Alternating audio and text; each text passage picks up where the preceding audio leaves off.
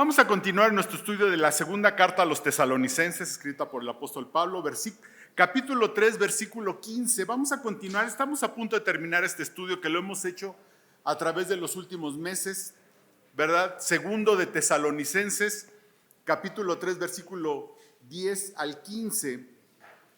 Dice, porque también cuando estábamos con vosotros, os ordenábamos esto, que si alguno no quiere trabajar, tampoco coma.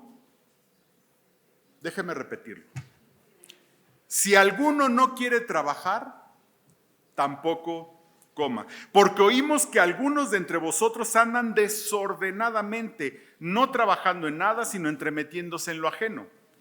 A los tales mandamos y exhortamos por nuestro Señor Jesucristo que trabajando sosegadamente coman su propio pan. Y vosotros, hermanos, no os canséis de hacer el bien. Si alguno no obedece a lo que decimos por medio de esta carta, a ese señaladlo y no os juntéis con él para que se avergüence. Mas no lo tengáis por enemigo, sino amonestadle como a hermano. Déjeme decirle algo, hermano, y por favor grábeselo en su corazón. Dios no nos prometió riquezas. Dios nunca nos prometió riquezas. Dios no nos prometió hacernos millonarios. Dios nunca nos prometió que seríamos riquísimos. A nadie nos prometió eso. Dios nunca prometió eso. Sí nos prometió que nada nos faltaría, pero nunca nos prometió hacernos millonarios, que seríamos abundantes. Y pensando en esto, algunas confesiones cristianas, y lo digo con tristeza y debo de decirlo, han estafado a hermanos. Los han estafado diciendo que Dios nos prometió hacernos millonarios y los hacen sembrar y dar dinero, porque en teoría Dios los va a bendecir y los va a llenar de riqueza, y moviendo la avaricia de algunos hermanos, tristemente, ¿verdad? Literalmente los han estafado. Literalmente los han estafado. A través de toda la historia, ¿verdad?, del cristianismo, ha habido hermanos muy ricos, cristianos muy ricos. John D. Rockefeller era un bautista consagrado y era un hombre muy rico, pero también ha habido cristianos con muchas necesidades a través de la historia. Con mucha necesidad. Así es que, hermano, Dios dijo que no nos iba a faltar. Esa es la promesa de Dios, pero no que íbamos a ser millonarios. Y en esta carta a Tesalonicenses hay un contexto que debemos de entender, porque, hermano, este pasaje nos habla acerca de la necesidad, de la prosperidad, si usted lo quiere ver. En Tesalónica había dos pecados, hay varios pecados que Pablo señala, pero había dos en especial. Ahí en Primera de Tesalonicenses 5:14 dice, también nos rogamos, hermanos, que amonestéis a los ociosos, que alentéis a los de poco ánimo, que sostengáis a los débiles, que seáis pacientes para con todos. O sea, Pablo está hablando que amonestéis a los ociosos. Palabra que repite en Segunda de Tesalonicenses. Primera de Tesalonicenses 5:22 dice, absteneos de toda especie de mal, que también lo va a repetir en este pasaje que estamos leyendo. Que hagamos el bien, que no nos cansemos de hacer el bien. Y es que cuando Pablo estuvo en Tesalónica, ustedes ven que Pablo predica el evangelio, se levanta una turba, ¿verdad? Los judíos la levantan, dice allí en Hechos 17:4, y algunos de ellos creyeron, de los judíos, y se juntaron con Pablo y con Silas, y de los griegos piadosos gran número, y mujeres nobles no pocas. O sea, muchos creyeron en esa ciudad. Pero entonces los judíos que no creían, teniendo celos, o sea, los judíos les dio envidia que mucha gente estaba creyendo, tomaron consigo algunos ociosos. Por tercera vez aparece esta misma palabra en el contexto de Tesalónica. Cuando una regla de estudio bíblico dice que cuando una palabra se repite en un contexto, hay que poner mucha atención a esa palabra. Por tercera vez en el contexto de Tesalónica aparece esta palabra, ociosos. Tomaron consigo algunos ociosos, hombres malos, se vuelve a repetir, Y juntando una turba alborotaron la ciudad y asaltando la casa de Jasón procuraban sacarlos al pueblo. De ahí Pablo y Silas se van a Berea, los siguen hasta Berea y bueno, ya todos conocemos esta historia.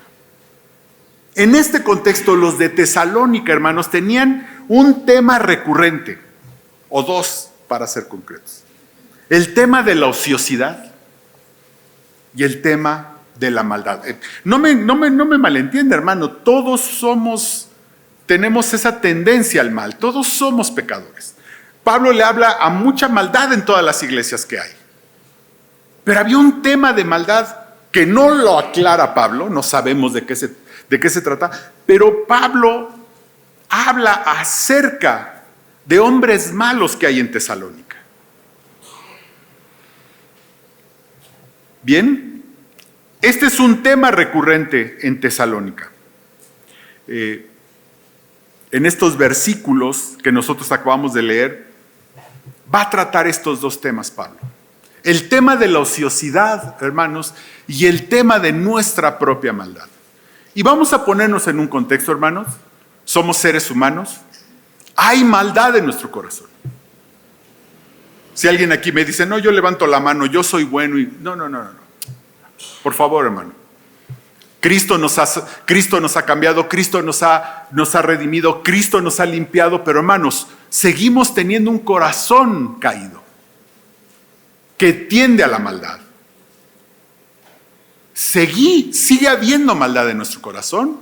Por supuesto que sí.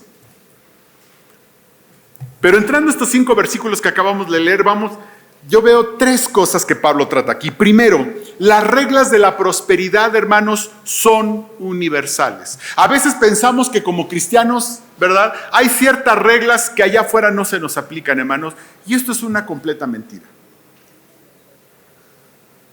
Es el estudiante cristiano que cree que sin estudiar y orando como fervientemente va a pasar una materia.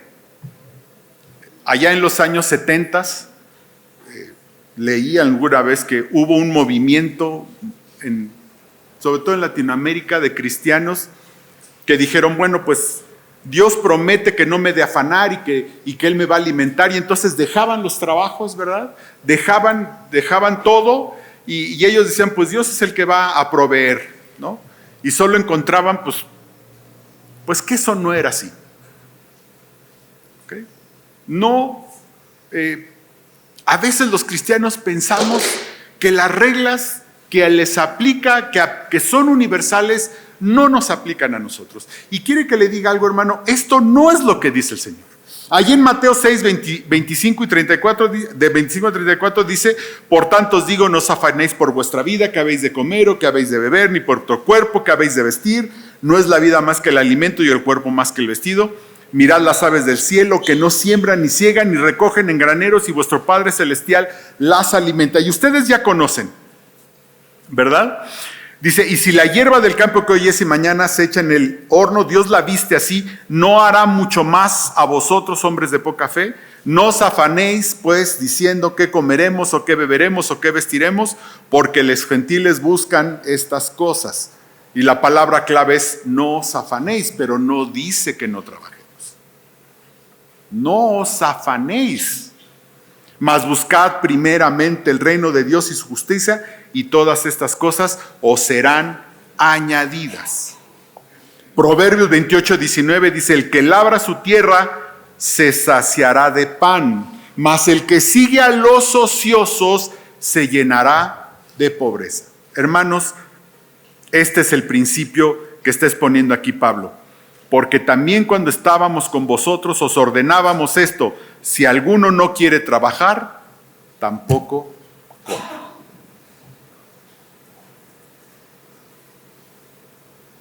No sé, a veces no sé si esto yo deba de aclararlo o deba de explicarlo. Pero Dios es claro. Dios es claro. Si entendemos el mensaje completo de la Biblia, Cristo no nos está invitando, hermanos, ni a la ociosidad, ni a la negligencia. No es una invitación ni a la sociedad, ni a la negligencia. Pablo es contundente. Si no trabajas, hermano, seguramente no vas a tener para comer. Punto. No hay vuelta de hoja.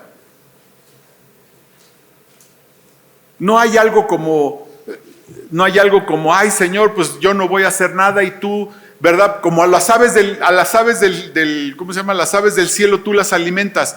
Sí, ojo, nada más que las aves del cielo tienen que salir del nido, ¿verdad? Buscar la comida que ahí está y se las pone Dios para llevarse. No es un llamado a la negligencia, hermanos. Cristo nunca nos hace un llamado a la negligencia. Es claro que el ocio u hombres ociosos era un tema entre los tesalonicenses. No sé por qué lo dice Pablo, lo he querido buscar, lo he querido investigar, pero el tema es que el ocio era un problema entre los tesalonicenses, pero también era un tema que se había metido a la iglesia. ¿Qué pasaba? Que seguramente ahí en la iglesia había personas que no trabajaban. Y déjeme decirlo, no me malentienda, todos pasamos por momentos de necesidad. Todos hemos pasado por momentos de necesidad. Y Dios lo permite a veces. Dios permite que pasemos por momentos de sequedad en nuestras vidas, de necesidad. Por supuesto, y Dios lo permite a veces para probar nuestra fe, a veces para fortalecernos, ¿verdad? Yo he pasado por momentos de necesidad, por momentos difíciles, ¿verdad? Económicamente hablando, por supuesto que y creo que es el testimonio de cualquiera de nosotros. Pero cuando esta situación se hace un modo de vida, es donde debemos analizar nuestra vida a la luz de la verdad.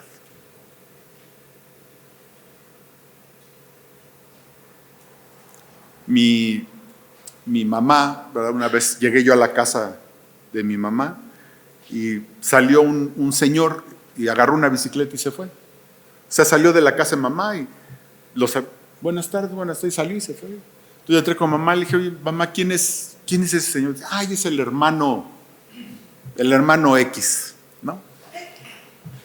Y le digo, no me digas, ¿y qué vino? No, dices que, me dice mamá, a veces le ayudo porque anda muy mal económicamente. No me digas, ¿y qué tiene el hermano? No, dice, tiene mala suerte. ¿Y por qué mala suerte? No, dice, porque, pues, ¿qué crees? Que encuentra un trabajo, lo despiden, llega otro, se ve no sé qué, y luego tiene otro, y lo toman a mal. Dice, el chiste es que en lo que va, dice, desde que lo conozco, dice, dura en los trabajos 1 mes o 2 meses. Le digo, mamá, no sé si tú te das cuenta que eso no es mala suerte. Eso ya es una tendencia, ¿no? Hermanos, los cristianos no podemos vivir algo así como la mala suerte. No sé si estoy siendo claro. Porque una ley universal, pero además esto es universal, hermano, le aplica a creyentes y no creyentes, a cristianos y no cristianos, a todo el mundo. Es una ley universal que es que si trabajo, que si soy diligente, de alguna manera tendré recursos para vivir. Y más seguramente si soy hijo de Dios. Seguro, hermanos. Es una ley. ¿No? Digo, lo que pasa es que a veces se presentan las oportunidades y no las tomamos. A veces muchas cosas que pueden pasar. Pero es una ley universal, hermano. Si trabajamos en algo productivo, ¿verdad? O para una empresa o para quien sea, o lo que sea, si trabajamos, eventualmente llegarán los recursos. No hay vuelta de hoja. Y como cristianos, tenemos además que será una bendición para nuestras vidas. Que además ese trabajo que hacemos, si es honesto, si trabajamos bien, si somos diligentes, Dios lo va a prosperar. Versículo 11, porque oímos que algunos de entre vosotros andan desordenadamente, no trabajando en nada, sino entremetiéndose en la ajena. Hay una regla, hermano. Si alguien está ocioso, perdón que lo diga con esta palabra, anda de metiche. A contrario sensu. Si usted se encuentra un hermano metiche, es que tiene mucho tiempo libre. No hay vuelta de hoja, hermano. Un hermano metiche, pues tiene mucho tiempo libre. Y un hermano que está ocioso, que tiene mucho tiempo libre, pues se anda metiendo en la ajeno. Porque oímos que algunos de entre vosotros andan desordenadamente. Fíjese, andan desordenadamente. No trabajando en nada, sino entremetiéndose en lo ajeno. Es el hermano que nada más anda viendo, ¿verdad? Es el hermano que anda de juzgón, juzgando a todos, ¿verdad? Ay, es que el hermano hace esto, el otro hermano hace eso. Y si tiene tiempo de andar viendo la vida de los demás, si tiene tiempo de estar juzgando a los demás, si tiene tiempo de estar criticando y de andar juzgando y criticando a los demás, hermanos, pues les sobra mucho tiempo, porque las personas ocupadas no tienen tiempo.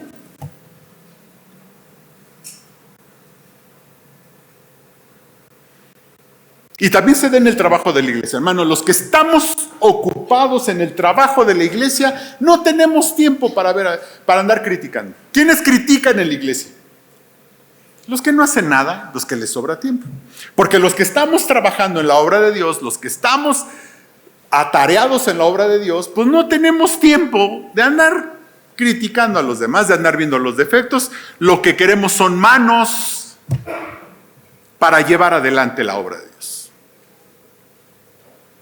Por eso, si alguien critica, si alguien juzga, pues es que le sobra mucho tiempo. Más bien ese hermano debería de hacer algo. Y finalmente dice versículo 12, a los tales mandamos y exhortamos por nuestro Señor Jesucristo que trabajando sosegadamente coman su propio pan. Cuando habla de que trabajando sosegadamente, habla de diligencia, porque, hermanos, no solo debemos trabajar, debemos de trabajar diligentemente. Diligentemente. ¿Qué es diligencia? Hacer lo que debemos hacer, cuando lo debemos hacer, aunque no tengamos ganas. Hay cosas de mi trabajo que no me gustan, hermanos. De mi trabajo, en mi oficina, en mi despacho, hay cosas de mi trabajo que no me gustan, hermano. No me gustan. Pero las tengo que hacer. ¿Por qué? Porque es mi responsabilidad. Y las tengo que hacer de la mejor manera. ¿Por qué? Porque es mi responsabilidad. Hay cosas del trabajo de la iglesia que no me gustan, hermano. Soy sincero, hay cosas del trabajo de la iglesia que no me gustan. Pero las tengo que hacer de la mejor manera. ¿Y por qué? Porque es mi responsabilidad. De esto habla Pablo. Trabajar sosegadamente es trabajar diligentemente. Hacer lo que nos toca hacer. Y hacerlo como lo debemos de hacer. Una parte importante de mi trabajo personal es leer el diario oficial.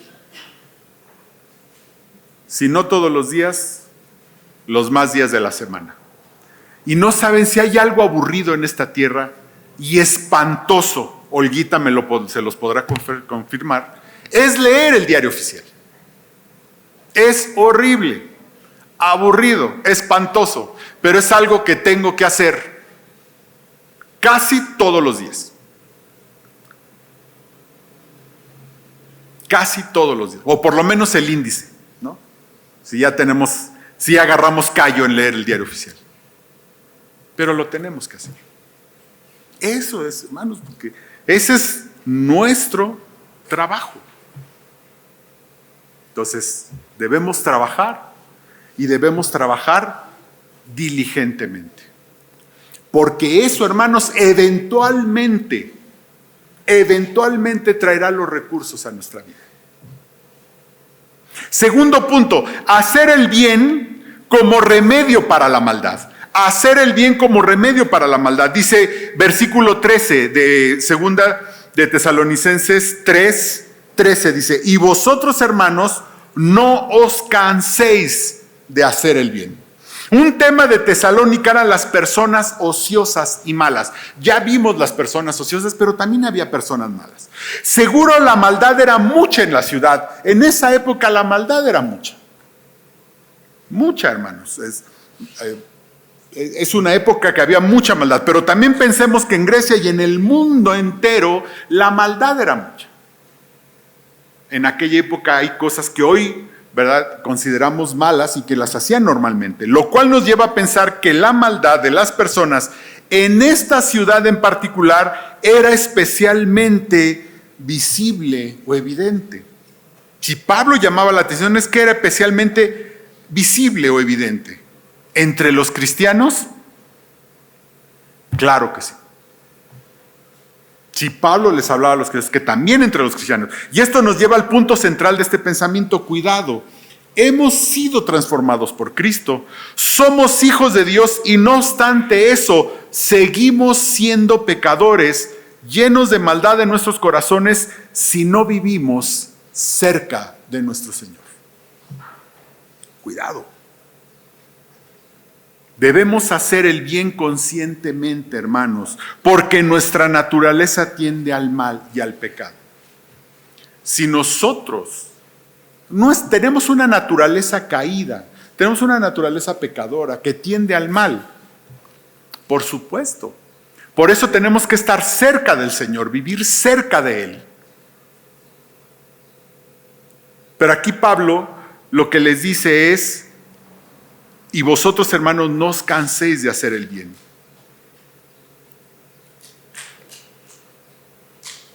¿Qué quiere decir eso? Que debemos de hacer el bien conscientemente, porque tenemos una naturaleza caída. Y es hacer el bien, aun y cuando estemos cansados de hacerlo. Porque a veces decimos, es que yo hago el bien y no veo resultados y como que tiro la toalla. No. Es hacer el bien aunque estemos cansados. Visitar al enfermo, visitar al anciano, ayudar al necesitado, al pobre, dar para las necesidades de nuestro prójimo, abrazar al quebrantado, socorrer a los niños, a los huérfanos, a los viudas, servir a quienes nos necesitan, dar solo por dar para ayudar a animar al decaído, caminar junto al cansado, ceder el asiento a una mujer, a un anciano, a una embarazada, ayudar con su trabajo a un compañero, ayudar a alguien con capacidades diferentes. Muchas veces lo mejor que podemos dar o hacer por alguien es atención, cuidado, cariño, abrazar, cosas que algunos necesitan mucho. Y debemos de hacerlo conscientemente, hermanos, por nuestros semejantes.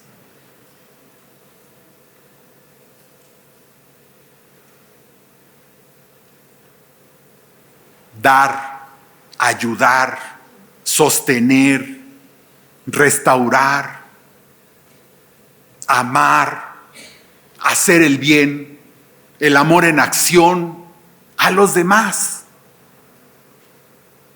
Despojarnos de nosotros para dar, despojarnos de nosotros para ayudar, para hacer el bien.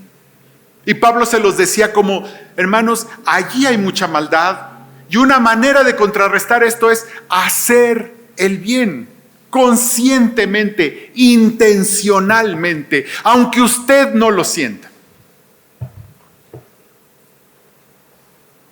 Ay, es que porque yo he escuchado, es que ¿por qué voy a hacer eso si ni lo siento? No, bueno, es que Dios no dijo si lo sientes, hazlo. La Biblia no dice, mira, si te nace, hazlo. No, es hazlo, aunque estés cansado. Hazlo aunque no tengas ganas de hacerlo.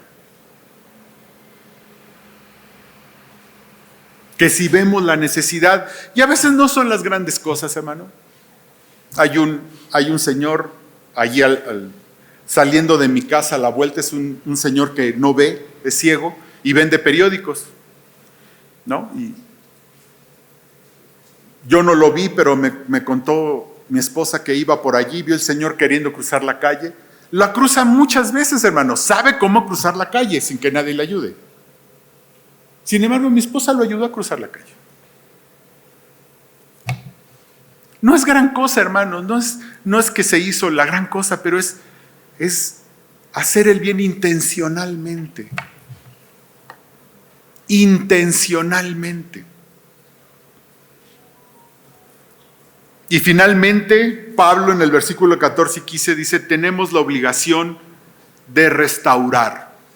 Dice, si alguno no obedece a lo que decimos por medio de esta carta, a ese señaladlo y no os juntéis con él para que se avergüence, mas no lo tengáis por enemigo, sino amonestadle como hermano. Déjeme hacer una aclaración. Aquí no estamos hablando, Pablo no está hablando de aquel hermano que cae, de aquel hermano que se tropieza, de aquel hermano que comete el error, que peca y que reconoce su pecado, que se arrepiente y corrige su pecado. A ese hermano siempre, siempre, siempre debemos ayudarlo, sostenerlo, restaurarlo, aquel hermano que cae, pero que reconoce su pecado, que puede decir, sí, me caí, la regué, no necesitas decirlo a todo mundo, ¿sí me explico? Aunque él lo haga para sí mismo, pero que él reconoce que hizo mal y corrige su pecado. Hermanos, a ese hermano siempre, siempre, siempre debemos de darle la mano, amarlo, sostenerlo, ayudarlo, restaurarlo y estar con él. No, Pablo está hablando de aquel hermano que persiste en su pecado y que aun y cuando puede verlo no quiere corregirlo. ¿Sí? Dice, si alguno no obedece a lo que decimos, es que ya supo lo que es, ya sabe la verdad, pero persiste, continúa pecando. Entonces sí dice Pablo tres cosas esencialmente. No es nuestro enemigo ese hermano. No es nuestro enemigo. Siempre sigue siendo nuestro hermano y debemos proceder con amor. Aquel hermano que persiste en pecar, hermanos, siempre, siempre, siempre sigue siendo nuestro hermano. Y siempre, siempre, siempre le seguimos amando. Aunque él persista en su error. Siempre le seguimos amando.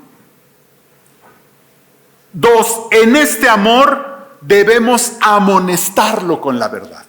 Porque el amor, hermanos, también es señalar al hermano cuando está haciendo algo incorrecto. No podemos ver que alguien se va hacia un barranco, ¿verdad? Que alguien se va a caer en algún lado y no le digamos, oye, espérame, te vas a caer, ¿a dónde vas? Siempre debemos de amonestarlo con amor. El amor es verdad, amar es confrontar con la verdad, siempre en un contexto de amor. Y lo tercero que dice Pablo, incluso si debemos llegar a separarlo en virtud de su necedad, es con el objetivo de que recapacite y se arrepienta, siempre, siempre, siempre en un contexto de amor. No es juzgarlo, no es levantarlo, ¿verdad? Ponerlo en una picota, juzgarlo y señalarlo, no. Aquí dice separarlo era como decirle, a ver hermano, necesitamos que entiendas, ¿sí me explico? Necesitamos confrontarlo. No es correrlo, hermano, ya no. No. También lo vimos en el sermón pasado. Es hacer para que el hermano se confronte con su error. Porque también mal haríamos que si un hermano persiste en su error, lo dejáramos en su error. Imagínense un hermano que no trabaja, que anda ¿cómo se llama? Que anda siempre en necesidad, que siempre lo debemos ayudar, que anda metiéndose en todo, que no trabaja, que lo sostenemos a veces desde la iglesia, pero que tampoco hace por salir adelante. Hermano, llega un momento en que tenemos que confrontarlo. Fue lo que le dije a mi mamá con ese hermano. Le digo, a ver mamá, el hermano que les platiqué que lo corrían y todo, le dije, mamá, está bien que lo ayuden, síganlo ayudando, por supuesto, si el hermano tiene necesidad hay que seguirlo ayudando, pero junto con esa ayuda tienen que confrontar al hermano. Con amor, con paciencia, pero hay que confrontar. No es solapar el pecado, hermanos, es confrontar el pecado con el amor de Dios, como Dios mismo nos confronta a nosotros.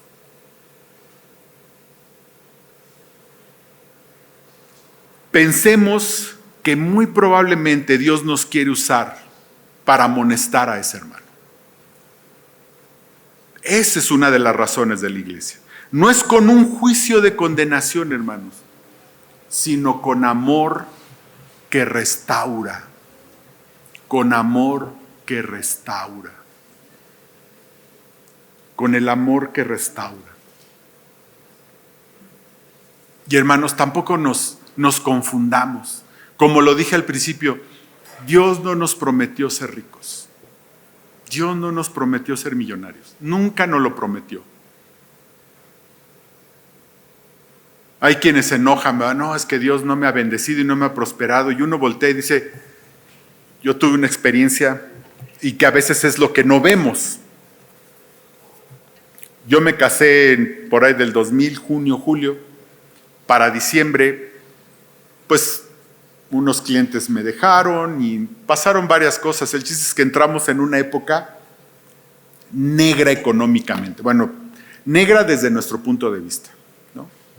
Y me acuerdo que le dije mi esposa tenía su trabajo aquí en el Livingston, ella trabajaba aquí en el Livingston, y yo, pues con que me bajaron los clientes y luego otros clientes me dejaron de pagar. El chiste es que estaba yo, pero así viviendo al día, pero al día de ayer. Entonces le dije a mi esposa, pues gordita, tenemos que bajar gastos, ¿no? Y pues bajamos gastos y ella muy, muy linda me dijo, bueno, pues dime cómo puedo contribuir. Me ayudó durante esa época. Fueron 6 meses de veras difíciles económicamente. Y ya en enero, para enero entraron otros clientes al despacho y como sea pudimos salir adelante. Ya para enero yo me había estabilizado, las cosas se estaban pintando mejor y de repente volteó hacia atrás, ¿no? Volteó hacia atrás y dije, de veras, a veces no queremos ver. Fue una época difícil económicamente, pero nunca nos faltó, hermanos. Nunca nos faltó, ¿eh?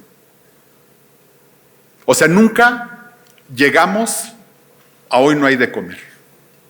Nunca nos faltó. Nunca nos quedamos sin pagar la renta porque rentábamos.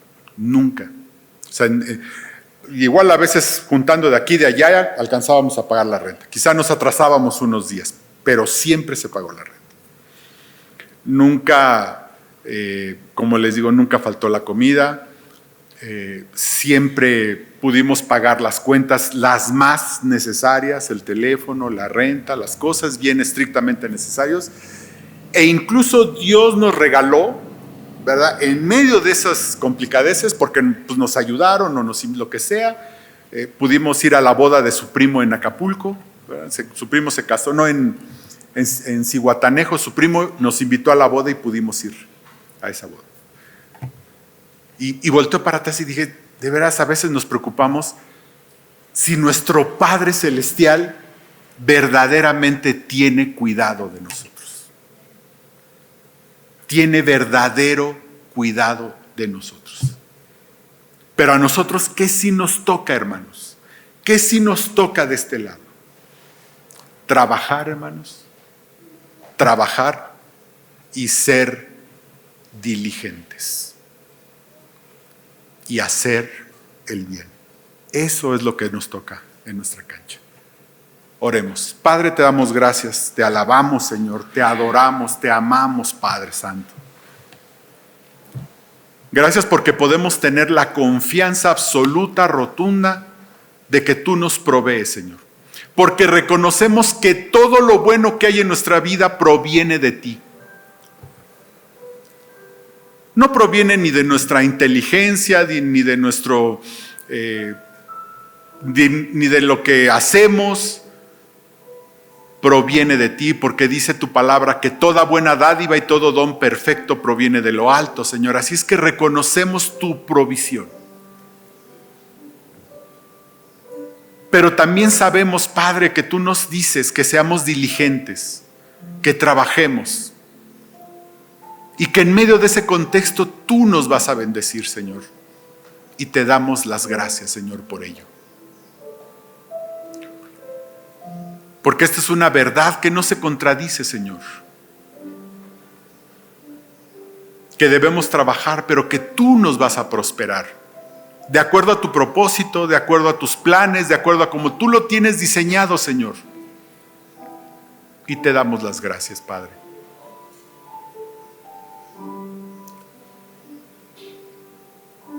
Señor, que tú des, que tú bendigas a mis hermanos, Señor, que hoy están pasando dificultades. Que tú muestres tu camino, Señor. Si hay algún hermano que en esta iglesia, Señor, hoy está enfrentando dificultades de este tipo, Señor. Que tú obres, Señor, en sus vidas. Porque sabemos que a veces, Señor, aunque trabajamos, aunque somos diligentes, enfrentamos dificultades, Señor, y sabemos que muchas veces es porque tú quieres mostrar algo, quieres fortalecernos, estás probando, Señor, y te damos las gracias, Señor. Y que podamos, Señor, caminar en medio de esas pruebas, Padre. Y te lo agradecemos, Señor. Y te damos la honra y la gloria a ti, Señor, por esos momentos. Y que, Padre, te damos gracias. Porque siempre, siempre, siempre podemos reconocer tu mano en nuestras vidas. Como un Padre amoroso, Señor, que siempre estás al pendiente de nosotros. Y que podemos vivir confiados en que tú eres el Dios de nuestras vidas. Te lo agradecemos, Padre. Te amamos, Señor. Te damos toda la honra y la gloria, Señor. Y reconocemos tu mano en nuestras vidas, Señor. En el nombre precioso de Cristo Jesús, nuestro Señor y Salvador. Amén.